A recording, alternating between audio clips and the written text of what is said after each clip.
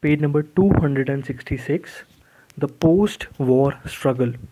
With the end of war in Europe in April 1945, India's struggle for freedom entered a new phase.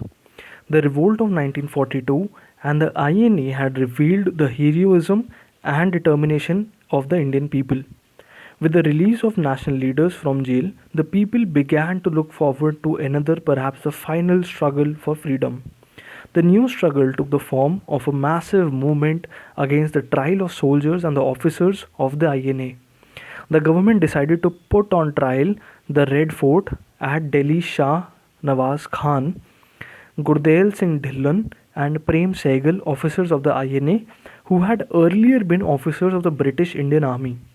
They were accused of having broken the oath of loyalty to the British Crown and thus having become traitors. On the other hand, the people welcomed them as national heroes. Huge popular demonstrations demanding their release were held all over the country. The entire country now seethed with excitement and confidence that this time the struggle would be won. They would not let these heroes be punished.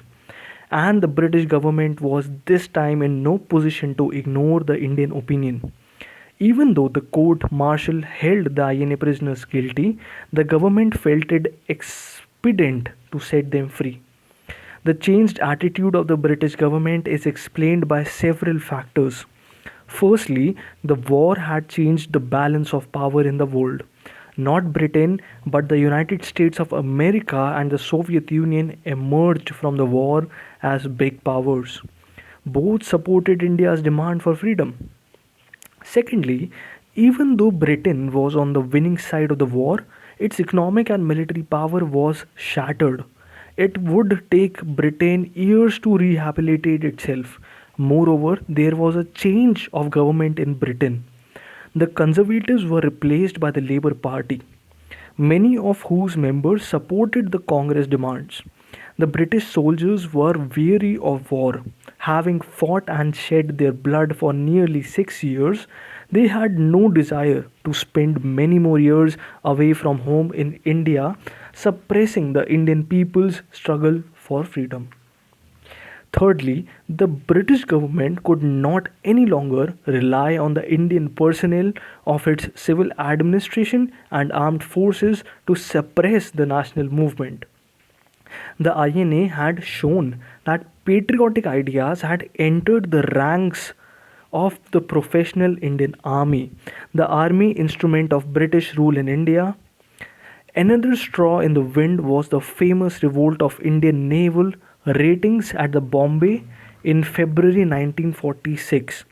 The ratings had fought a 7-hour battle with the army, and navy had surrendered only when asked to do so by the national leaders. Naval ratings in many other parts had gone on sympathetic strike. Moreover, there were also widespread strikes in the Royal Indian Air Force. The Indian Signal Corps at Jabalpur also went on strike. The other two major instruments of British rule, the police and the bureaucracy, were also showing signs of nationalist leanings. They could no longer be safely used to suppress the national movement. For example, the police force in Bihar and Delhi went on strike. Fourthly, and above all, the confident and determined mood of the Indian people was now by now obvious. They would no longer tolerate the humiliation of foreign rule. They would no longer rest till freedom was won. There was the naval mutiny and the struggle for the release of INA prisoners. In addition, there were during 1945 and 6 numerous agitations, strikes, hartals, and demonstrations all over the country.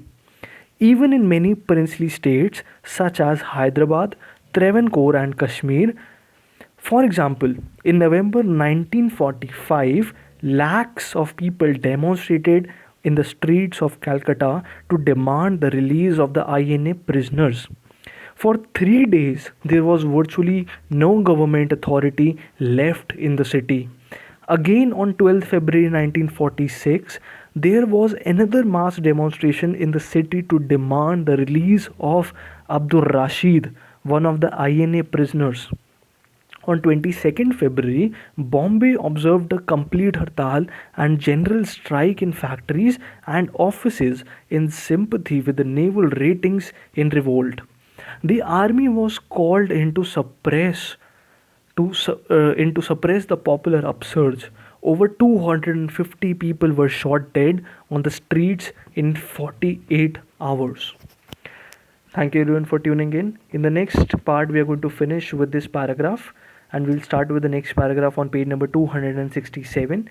Thank you and all the best for exams. Do study hard and study well. Thank you. Do share and subscribe the channel for more videos like this.